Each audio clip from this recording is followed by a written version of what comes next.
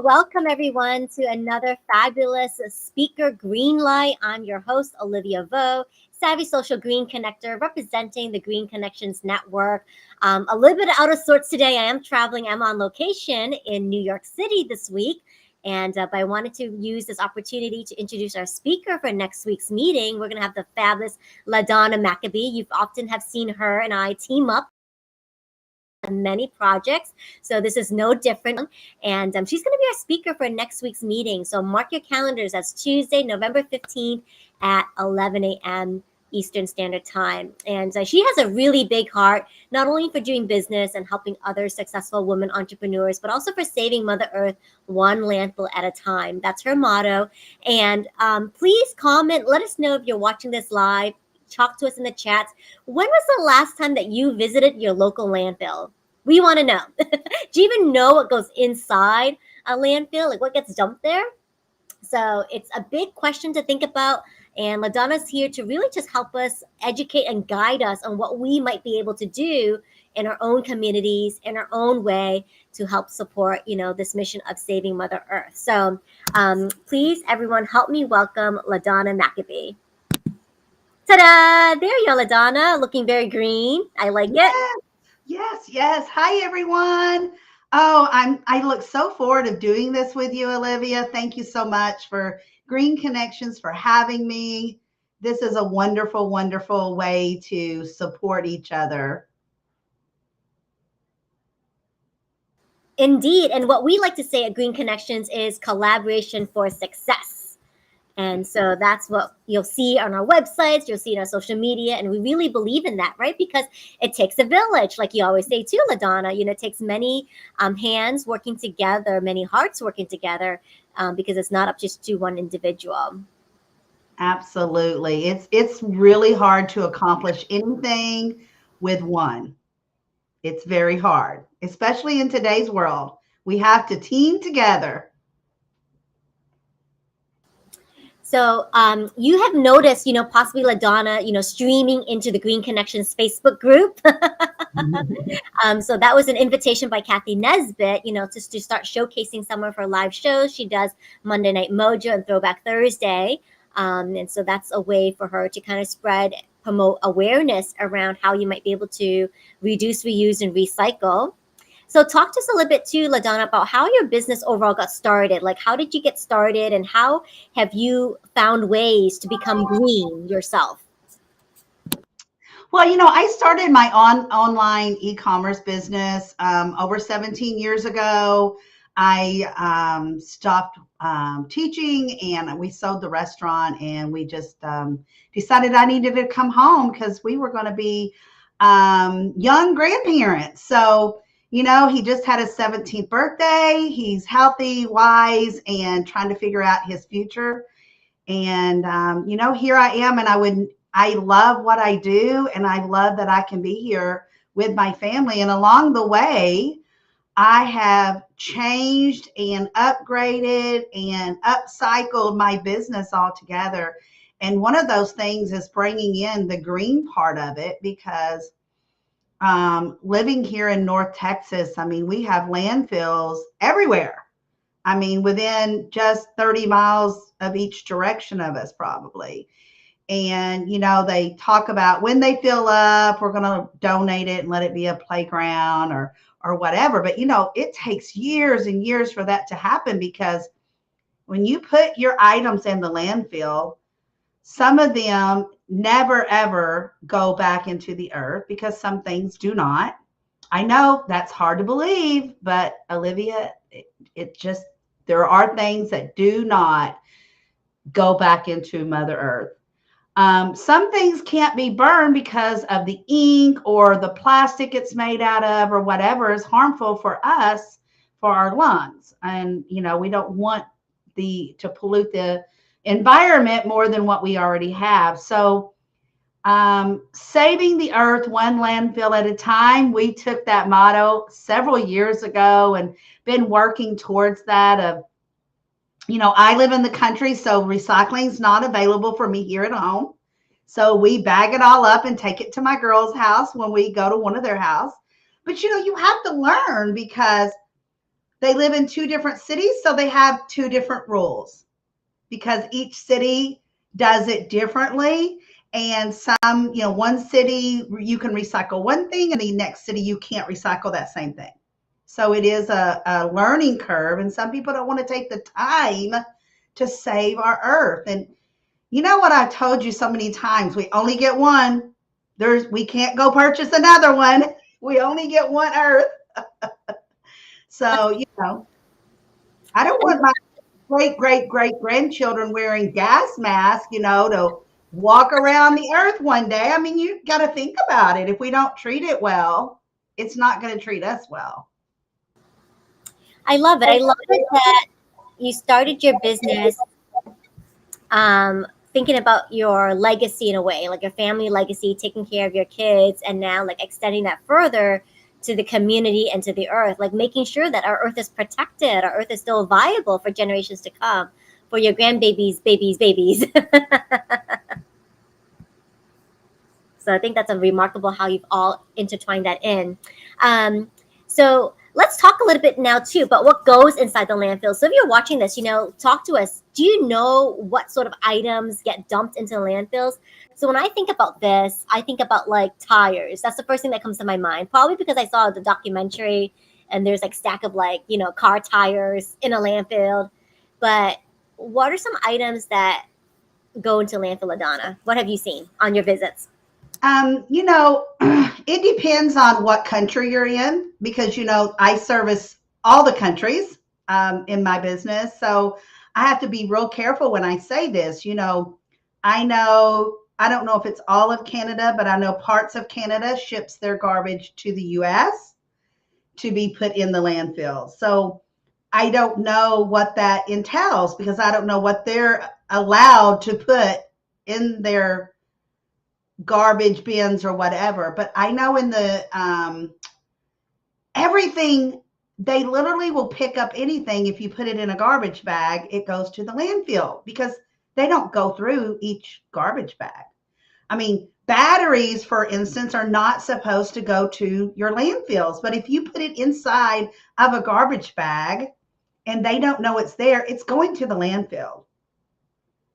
And I'm sorry, but it's all about educating people and letting people know where to take these things.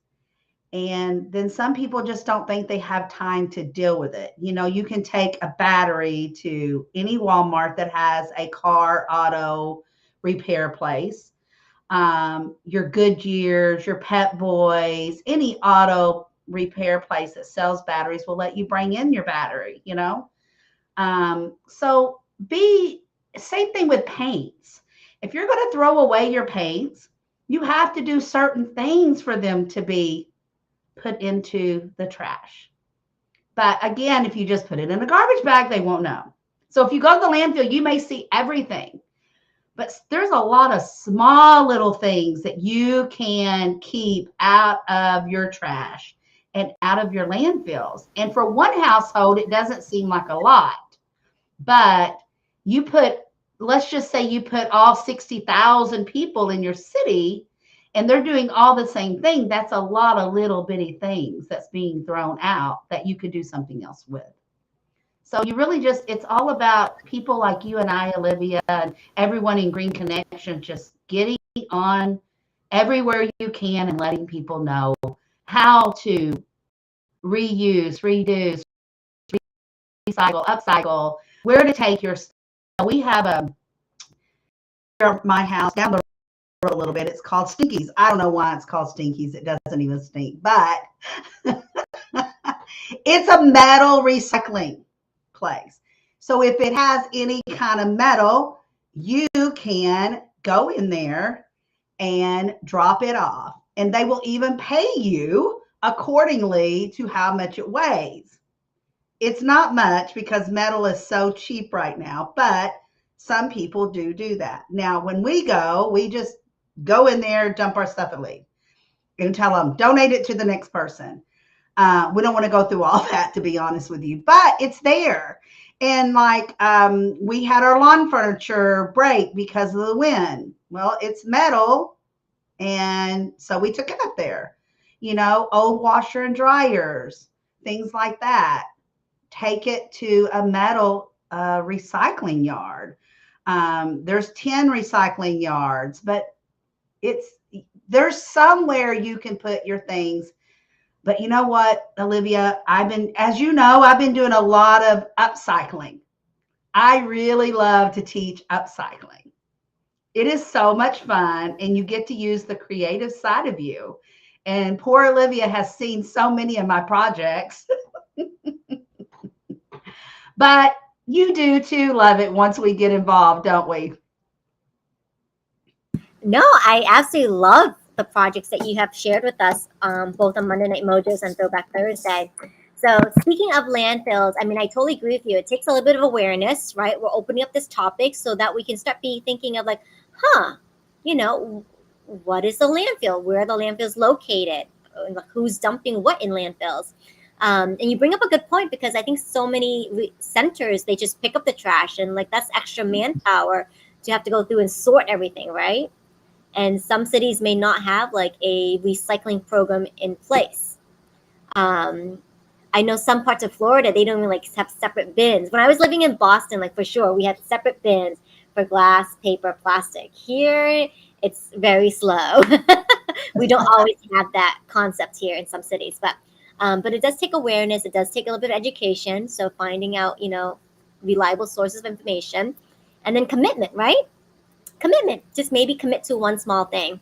So LaDonna has some fabulous information to share with you. I mean, we're talking about the tiniest thing that you can put in a landfill. So she's going to share with you this slide in just a minute.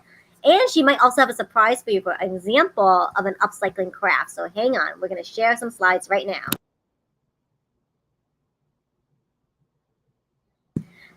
This surprised me, LaDonna. Okay, it seems small, but look at families, teachers, children, restaurants. Do you know you can help? Now, this is in the US. I could not find any write up on any other countries, but the US only, over 150 million restaurant crayons in the US end up in the landfills each year. That's just from the restaurants. Imagine the daycares, the schools, your house, your home, vacation Bible school, all of that.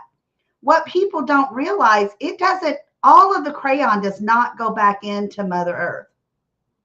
Shocking, right? But if you really think about it, the paper wrapper will break down with time. But the crayons are made of petroleum byproduct called paraffin, which is wax, which is not biodegradable. And it will just sit in the landfill forever. It may melt, but then it's going to harden again. It's just going to sit there. So think about that. And I want to give you a couple of ideas because I could see it in Olivia's eyes. Well, what the heck am I supposed to be doing with all these crayons that are at school and they're broken? Or, if I take a kid out to eat, what am I supposed to do? Because, like a lot of restaurants give you crayons and coloring sheets. And most of the kids will just leave them there. And then they just go into the garbage. The busters just come by, sweep off the table, and throw them in the trash because that's the easiest thing for them to do. And believe me, I've tried to talk both of my daughters into not letting that happen at their restaurants. And no, it's just too hard. But think about 150 million crayons. So, back in the 70s, I remember I would go visit my grandma and grandpa. Well, my aunt, the youngest one, still lived at home because she was still in high school. And her and I would take old crayons and wax and melt it down the side of a bottle, like a wine bottle or a large water bottle. And it would make the cutest candle holder. And you could put a taper candle right in the center of it. I haven't seen it since probably the early 70s. But how wild would that be to do again with your old crayons? Or, I see a lot of people back in the 80s when I was raising my children, we would melt the crayons down into like an ice different shapes of ice cube trays. And they're still crayons, but you've melted them down and now you've made them a funny creature, a frog, a dog, or whatever. And I know we did that during Vacation Bible School one year, and we did it on a school party. You got to be careful because, you can't do it with too young of children because it is hot wax.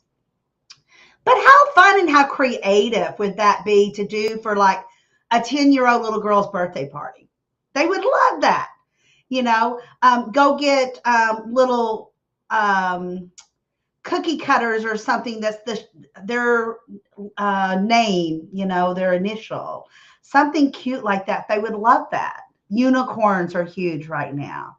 So yes, just think outside the box. Think outside the box. You don't have to be normal, like thinking like all the rest. Just think outside the box. I mean, Olivia, did you have any idea that 150 million crayons would get thrown away just from restaurants? I had no idea. I didn't realize crayons were made of paraffin and that was not biodegradable, right? That makes me curious to think there are other ways to make crayons that are a little bit more eco-friendly now. And you know what? They may have started it. It's going to take some time to get people to switch over if they have, but that's just a way of them, getting the color in there and making it right. But I'm sure someone out there, if they haven't thought of it, they will. But, wax in our candles, so many of them, well, they used to all be paraffin, but they are slowly but surely getting the paraffin out of them by using, different products. Same thing with your soaps. Soaps used to all be made with paraffin back in the day. Well, now it's goat's milk and honey. And I mean, oh, hey, Marilyn. Hey. Yay, we got a viewer. Wow, she is Marilyn. A great grandson, Anakin. Okay. Thank you, Marilyn. Marilyn is a dear friend of LaDonna and I. She is such a cool lady, supporting us in every endeavor. She's also a fellow co-author of the Cinderella Monologue, so that's how we all met. And Marilyn, thank you so much for watching this. We appreciate your time. So yeah, LaDonna, you can always count LaDonna. She always has, she's best friends with Miss Google. And she's always searching for some new info or fact or some information to share because you have an education background. And so I really feel like you always try to teach and inspire other people.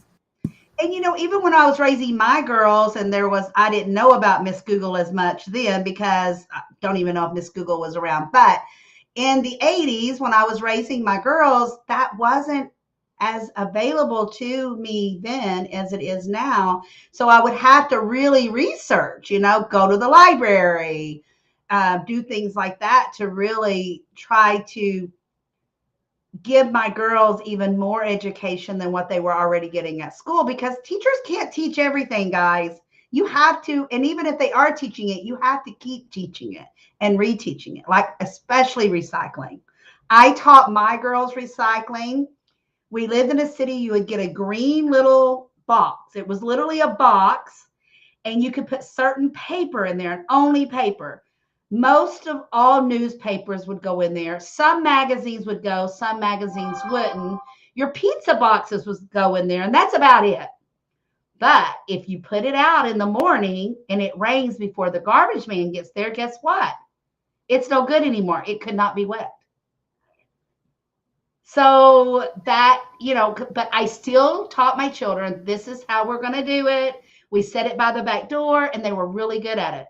And they would look for the garbage man to throw it out there before, they pass the house.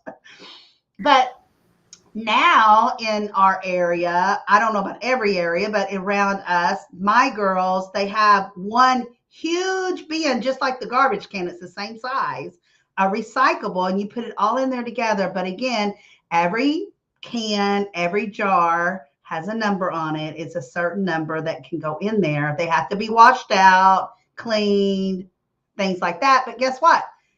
There is really no newspapers out there anymore. So you don't really have to worry about that. But there are certain things that are still, when I go to their house, I get in trouble because I think it's recyclable. and it's not. But I go to the other one's house and it is recyclable. So I just asked the grandchildren. Even Bryson at 3 almost has recycling figured out. Isn't that awesome? And you know why? Because mom and dad have taught him that. Excellent. It goes back to what you said about how it seems hard at first, and it does. It does seem a little bit hard. It's like another thing to do, another task, another chore. But if you really get into the habit, it's really fun and has some long-term benefits. So let's go into your favorite topic about upcycling, because this is something else I learned from you about glass jars. Glass jars do also take forever to decompose in a landfill. What was that number? Do you remember how many years it was? Most glass is over 100 years. There are certain glasses that are less, but most glasses are over a year. Oh, I'm so glad that you got your jar in there as well. Look at that. If you look in the very back corner, Olivia did a glass jar project after her and I did one online together. So talk about your jar. So I've got yours pictured here. How did you create this jar? So this is jar before. What was it before? I'm sorry? What was this jar before? What did it contain before? Okay, so I went to a trades day or something around, and there was a lady that did pickling. So I bought some of her pickling because I really love fresh pickled bread and butter pickles and different flavors of pickles that Mark doesn't like. So he doesn't buy them when he goes to the store because most of the time we eat dill pickles. So this was a relish jar. She makes her own relish. She pickles her own relish, fresh onions, fresh tomatoes, everything. Well, I emptied out the jar, and so the top of it, I don't have a top on it, as you can see.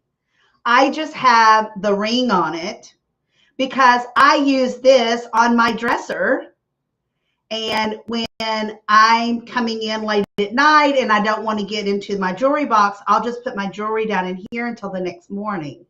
That way I don't have to worry about one of the dogs knocking it off the dresser. So it goes in here, and it's really cool. I just painted it with whatever paint that I already had, because you know me, I don't like to go and have to buy anything. I already had it. I didn't have a white. I had an off-white paint. So it worked out great in my pink and cream bedroom. And then I had this little flower, frizzy little thing.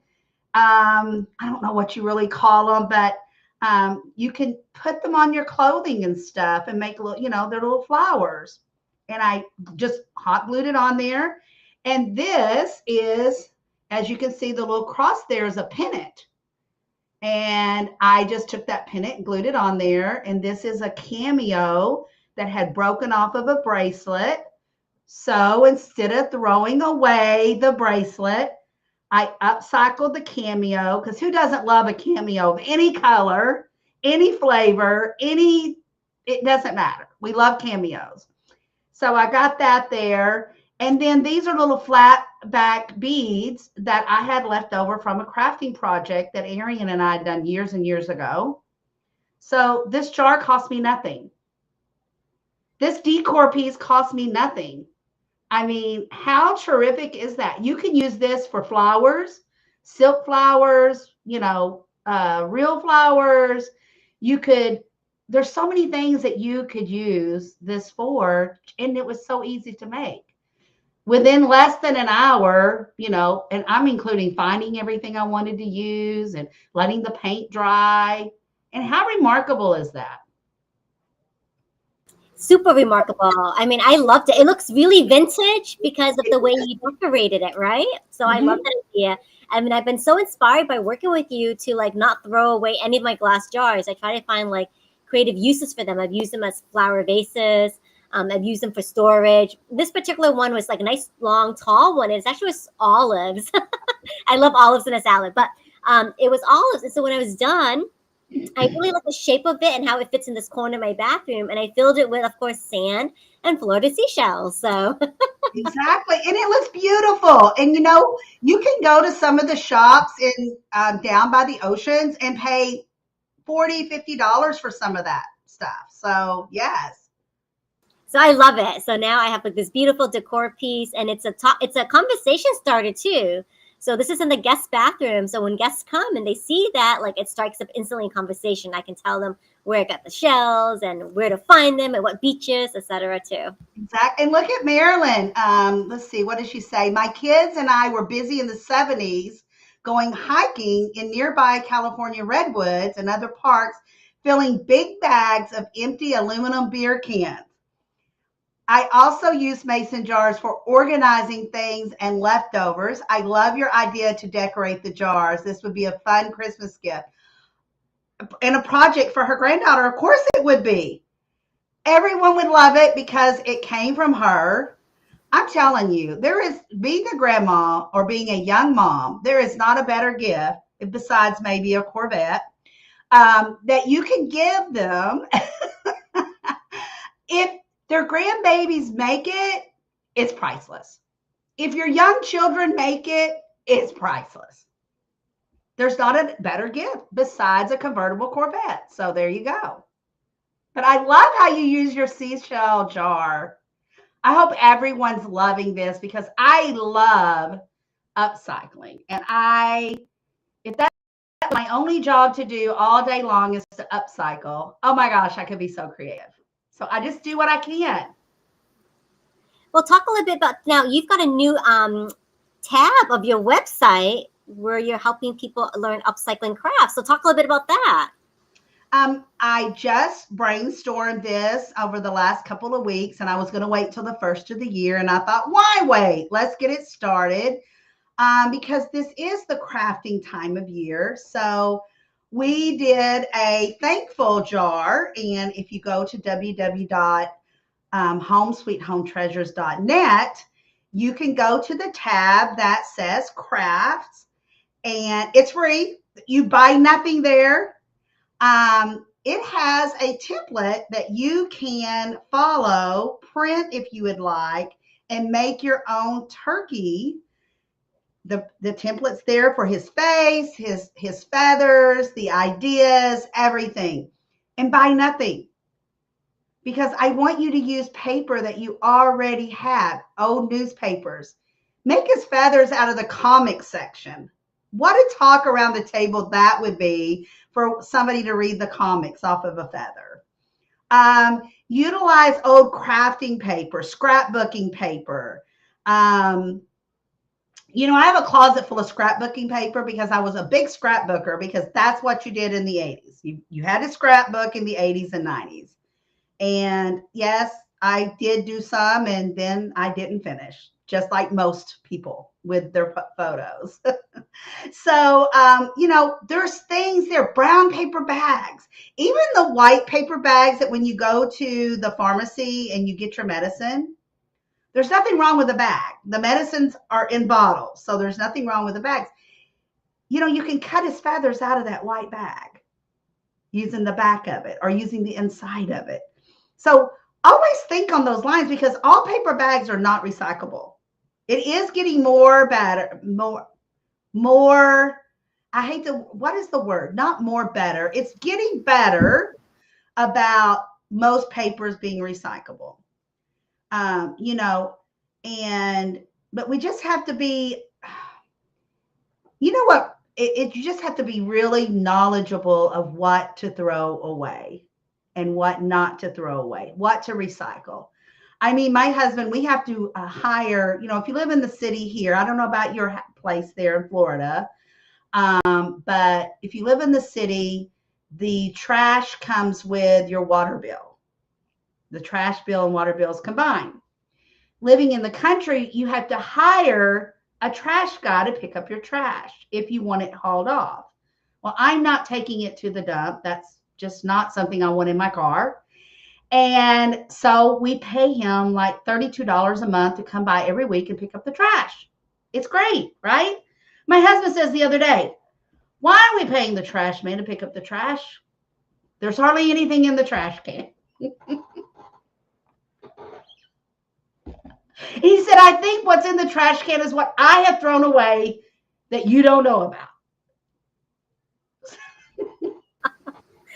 No, and I appreciate you so much because even with your business, it's an e-commerce, website, and you recycle packaging material too.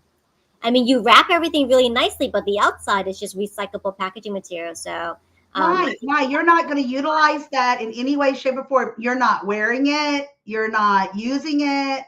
So why not? I spray it with Lysol so it's nice and disinfected. And yes, I utilize all of that stuff because why? Most people just turn around and throw it in the trash. And I don't get it. I mean, that is expensive stuff. When you start buying bubble wrap and bubble envelopes and you multiply that by how many packages that I have going out my door, it's a lot. It adds up to be a lot. Hey, Lynn, nice that you've joined us. hey, yay, welcome, Lynn. Thank you so much for joining us. Join our conversation. What fun upcycling crafts can you think of for the holidays? But you're right. This is the time to do it when you make gifts and made with love, and the recipient knows that you actually made it, right? Homemade, heart made.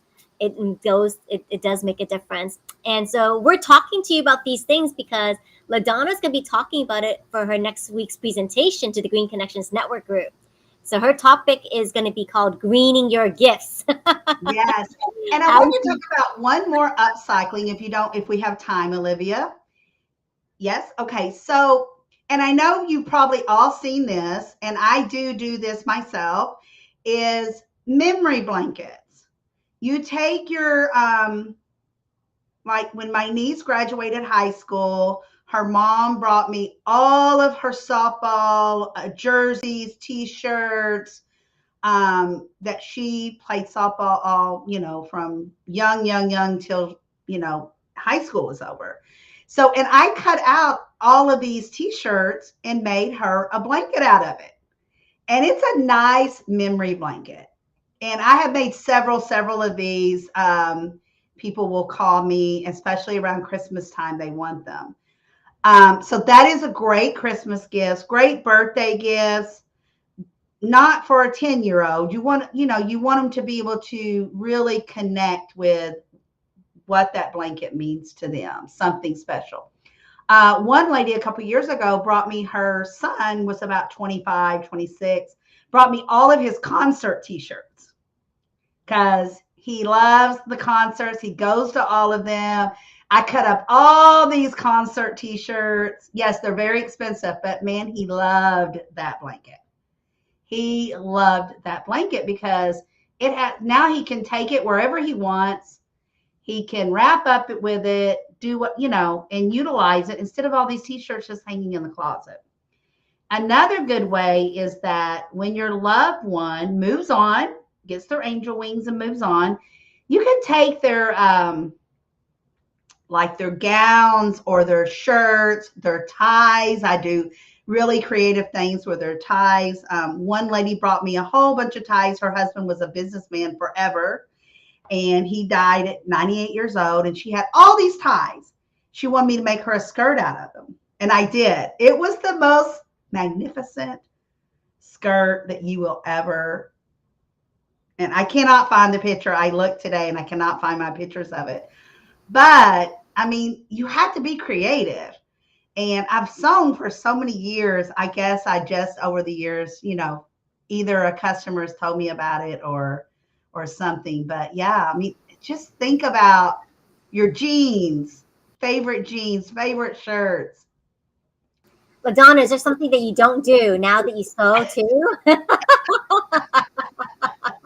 That's awesome. So she is your personal shopper. So if you're looking Yes. for some fabulous outfit of the day ideas, accessories, she can be a personal stylist for you, also help you with home decor, holiday decor, but she can also sew and make these custom memory blankets. I think that's a great idea, especially for maybe patients who have dementia or early onset Alzheimer's, to create something that will kind of like help them with conversations and memories, etc., with their favorite things, because they can feel and touch the fabric as well and create stories from them. Uh, Yes. and then you're also an educator. So you're also an educator about our landfills and what we can do to save Mother Earth. So awesome. So if you enjoyed this preview of getting to know LaDonna, She is LaDonna McAbee, and she is a fabulous, eco-friendly e-commerce entrepreneur extraordinaire representing Home Sweet Home Treasures. And she's going to be our featured speaker for next month, so for next week. So please join us on Zoom, and you can follow all the information on greenconnections.org. Find us on Facebook as well. We'll post all the information for the event there. But we host these meetings and feature a guest speaker every month, so that way you can come and join the green movement. And even if you're not green totally, you can start with where you are and make those small steps towards being a green business, like what LaDonna has been doing. So mark your calendars. It's next Tuesday, the 15th at 11 a.m. Eastern. We're going to be hearing again from LaDonna in a more formal presentation, as well as some more ideas about greening your gifts. So stay tuned for all of that coming up next week. Thank you so much, LaDonna, for your time with us today. I really appreciate it. And I'm glad to get you exposed to a whole new network. Yes, and I love that Lynn and Marilyn was able to join us, and I hope that others will watch at their earliest convenience and give us some more feedback. Yeah, even if you're watching this as a replay, keep the conversation going. We'd love to hear what's going on in your local landfills and what, questions you might have for crafting for the holidays. LaDonna's your go-to person for it. Absolutely. And thank you so much, Olivia and the gang over at Green Connections. All right. Talk to you later, LaDonna. I'll see you next week. Bye. Bye-bye. Thank you so much for watching this speaker Greenlight with the Green Connections Network. We hope you enjoyed this segment and a little sneak peek of our featured speaker. And please mark your calendars. We meet on the third Tuesday of each month. So go green and grow with us. Stay connected by joining our Facebook group at www.facebook.com/greenconnections. And to become a member, please visit greenconnections.org. Thank you.